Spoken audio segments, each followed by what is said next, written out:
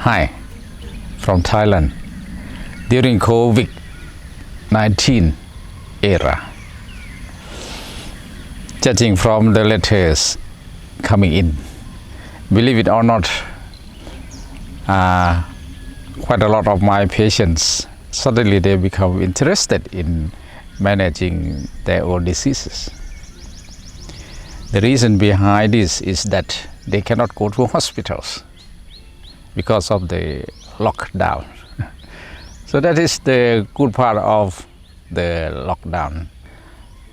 So I think this is a very good time to make an educational series clip, which I call it self-manage a disease. This clip is the first one, in which I will share with you on how to improve your own immunity by yourself. Let's talk about how can we help our immune system to win over the intruding microorganisms. Here are factors that we already know that can help the immune system. Factor number one is our thought or our brain.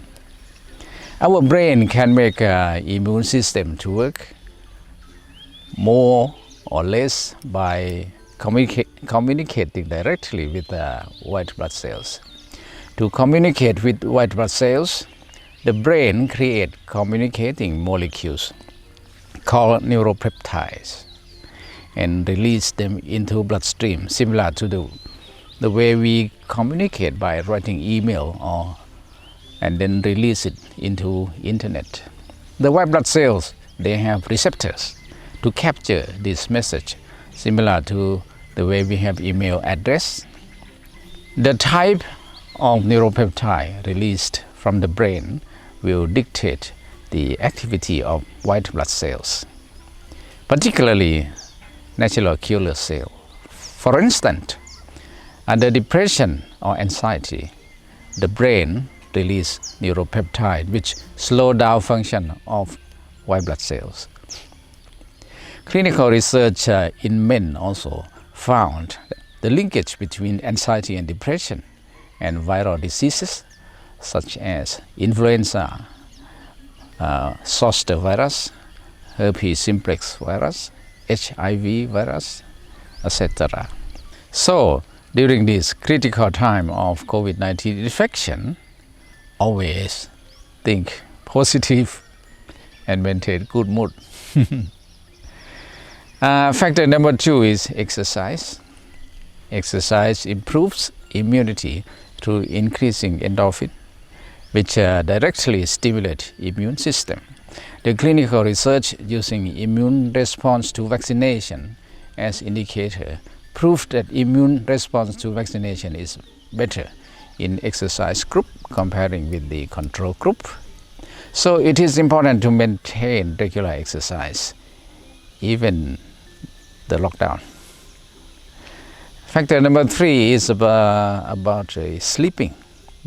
Adequate sleep ensures effective immunity because sufficient sleep improves production of cytokines to help in effective inflammation.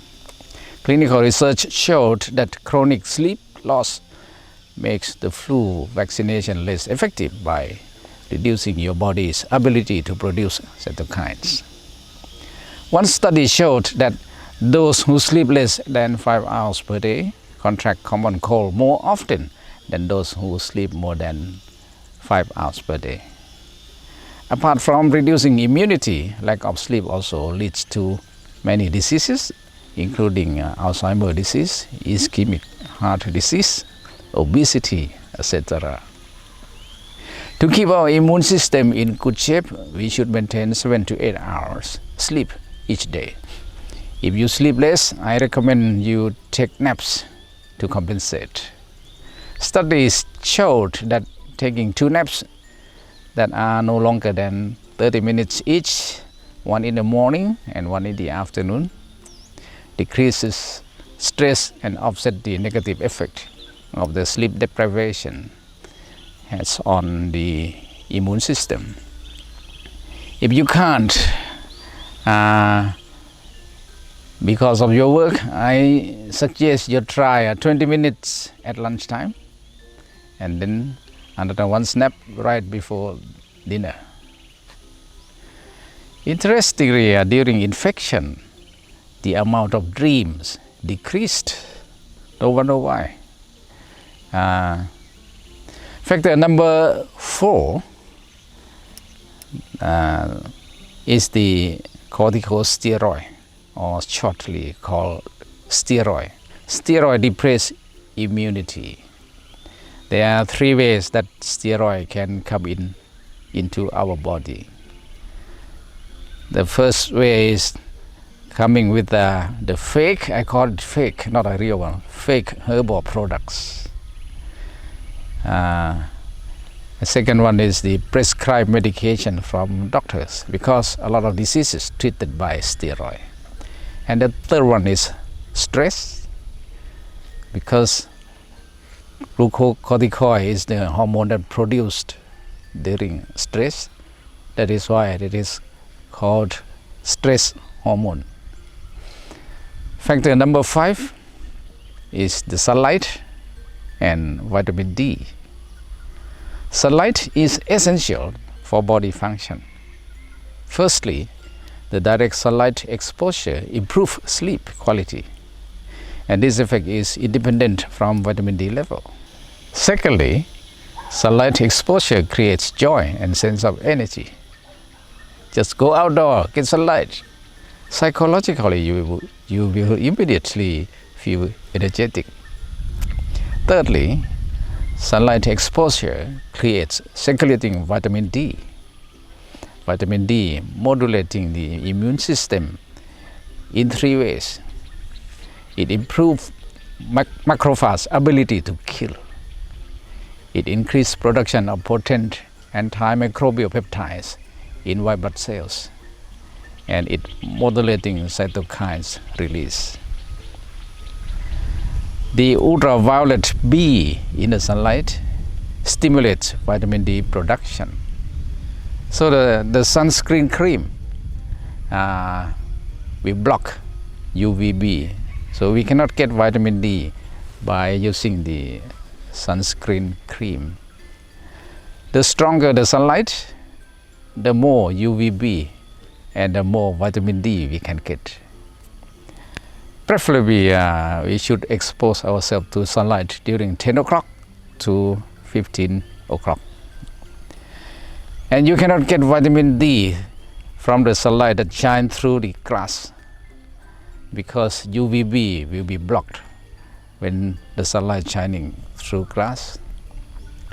Concerning the skin cancer, it is not quite a concern here in Thailand, where the mortality rate of melanoma and skin cancer is only 0.1 per 100,000. Comparing with in US, in Caucasian, the incidence of melanoma is 24.9 per 100,000.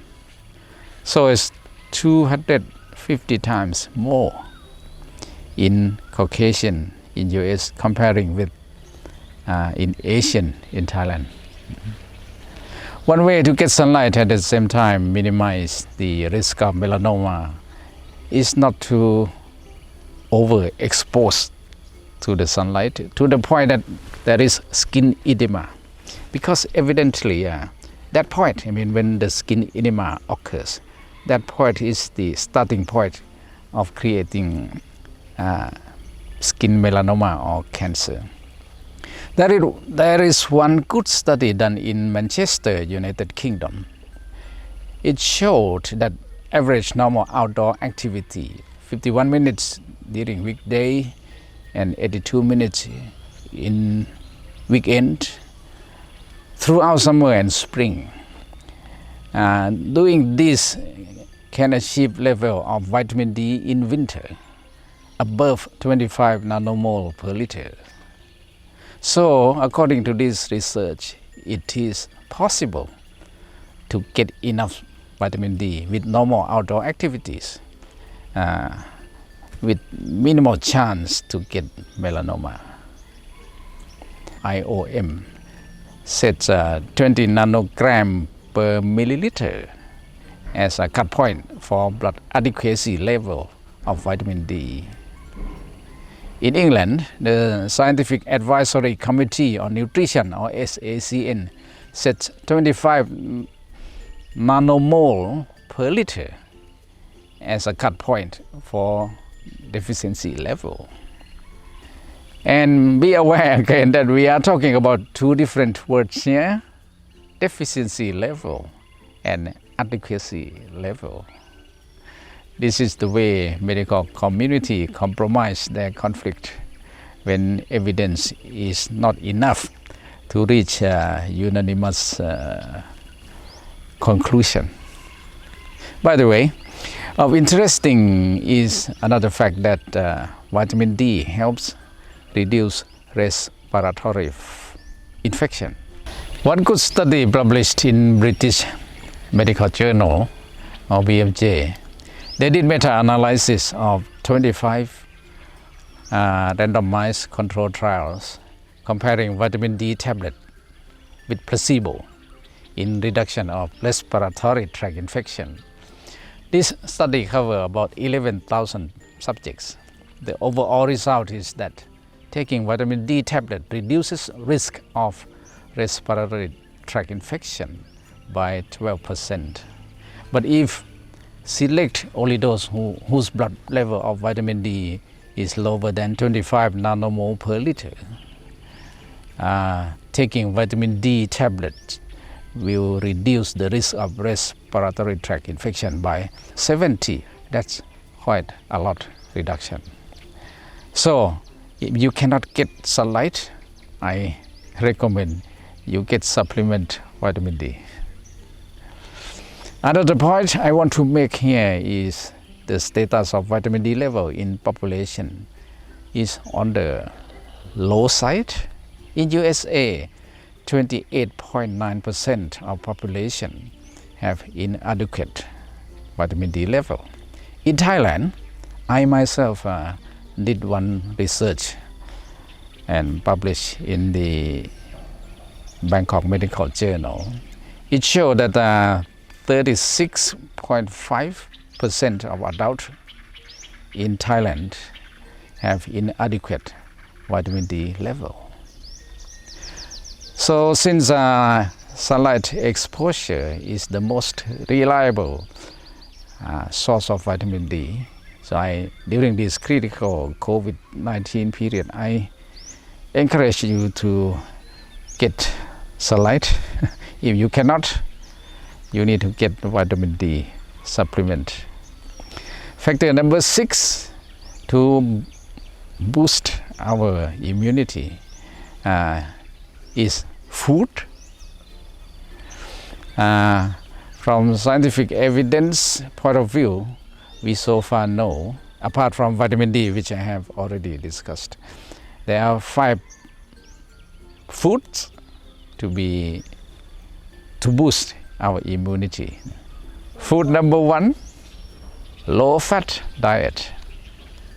High-fat diet and obesity compromise immunity. That is the thing that we have known long ago. Research show that high-fat diet relates to impaired lung function. Obesity itself relates to more risk of influenza and pneumonia infection. So to boost your immunity, stay lean and eat low-fat diet. Food number 2 is plant-based diet. Plant-based diet provides large variety of antioxidants, which helps in immune function and keeps the body free of inflammation. Research showed that comparing with omnivore diet, plant-based diet were associated with lower concentration of inflammation indicators such as C-reactive protein, fibrinogen, etc. On the other hand, the mammalian-derived food, I mean the the meat of mammals like pork and beef. Mammalian-derived food gives rise to a molecule called Neu5Gc, which stimulates human immunity response, leading to chronic inflammation in similar way that autoimmune disease occur. Another good point of the plant-based food is that plant-based diet help reduce weight because it fills you up with more fiber but less calorie. And another good point of the plant-based diet is that the plant-based diet promotes healthy gut microbiomes, which relate to a lot of, if you do not have the healthy gut microbiomes, that will bring you to a lot more disease like cardiovascular disease, cancer, etc. On the contrary, one research did with the fat and meat-based diet. It showed that meat-based diet reduce sleep quality, which in turn suppress immunity. So plant-based diet is better during this COVID-19 time. Food number 3 that boosts immunity is vitamin C. Vitamin C contributes to immune defense by supporting various cellular function. Vitamin C accumulates in white blood cells and macrophage. It enhances killing activity. It is also needed for melting the infected cells so that the debris can be cleared from the site of infection, minimize the chance of tissue damage. Vitamin C enhances differentiation and proliferation of white blood cells. Vitamin C deficiency surely leading to impaired immunity. One interesting point is that can vitamin C supplement in the form of tablet prevent common cold infection? There are a lot of studies try to prove this point, but unfortunately the result so far is still inconclusive or controversial. But there are one particular population, those population who are in extreme stress. For instance, in the cross-country skiers or in marathon runners. In this group of people who are in extreme stress, having vitamin C tablets supplement can prevent and shorten duration of cold infection. Food source of vitamin C include citrus fruits such as orange, kiwi, lemon, guava, grapefruit, papaya, cantaloupe, and strawberries. And vegetables consist of vitamin C such as broccoli, cauliflower, Brussels sprouts, and capsicums. The more important point is that animal products are not the food source of vitamin C. Vitamin C comes from plant. Food number 4, zinc. Zinc play a role in immunity system by helping the basic immune cellular function. It helps the cell in DNA replication, RNA transcription, cell division, and cell activation. One laboratory research proved in vitro that zinc can inhibit SARS-CoV-1 virus. Remember the SARS-CoV-1 virus is a kind of relative or parent of SARS-CoV-2, which is the cause of COVID-19 disease. Food number 5 that boosts immunity is vitamin E. Vitamin E modulates function of macrophage natural killer cells and other type of white blood cells. Fortunately, vitamin E can be acquired from large variety of food, including beans, nuts, seeds, and animal products. So, vitamin E deficiency is not our problem. Well, in conclusion, let me summarize here again what we can do to boost our immunity during this critical lockdown period. We can think positively, no anxiety, no depression during this time. Secondly, we got to do exercise. Thirdly, we should sleep adequately. And fourthly, beware of steroid. Remember that steroid come into our body in 3 ways. Way number 1 is from fake herbal product. Way number 2 is prescribed medicine. Way number 3 is stress. And sunlight exposure to boost immunity, to get vitamin D. If you cannot get sunlight, you got to get supplement vitamin D.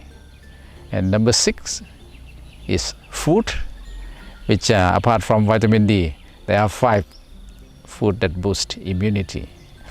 Low-fat diet, plant-based diet, vitamin C, vitamin E, and zinc.